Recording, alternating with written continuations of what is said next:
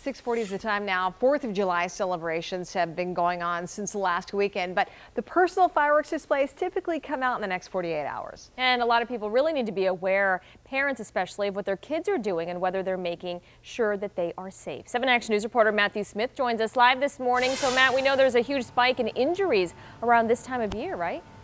Yeah, we're talking about more than 11,000 people sent to the ER because of fireworks, and about 2/3 of those across the entire year, they're happening right now. We're kind of in that hot zone, about a 1-month span right centered around the 4th of July. So when you're lighting fireworks, you want to make sure that you're doing everything nice and safely so that you and your kids can have a nice and safe 4th of July. The reality is fireworks are fun, but they also have to be safe.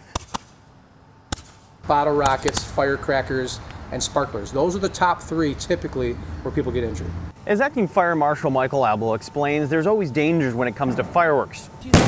Just look at how this firecracker blows up a cinder block at a recent demonstration by Detroit firefighters.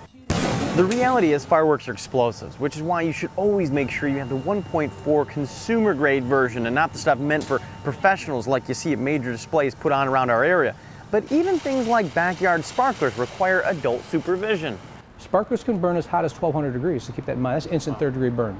So when parents are using them, what they could do is they could take their hand and cover their son or daughter's hand with the sparkler while they're using it and keep it away from the body and their clothing, and they're decreasing the risk. But then the parents also have control over that sparkler.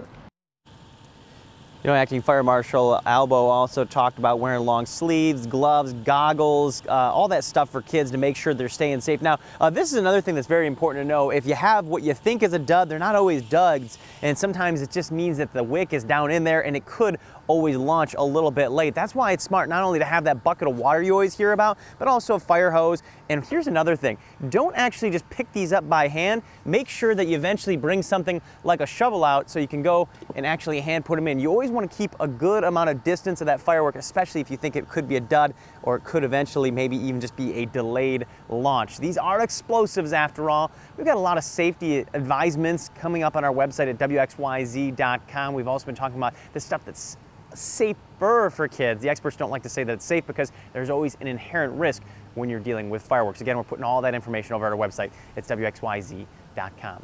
For 7 Action News, I'm Matthew Smith. Yeah, they can be a lot of fun, but you're right. There's always that risk. Okay. Thank you, Matthew.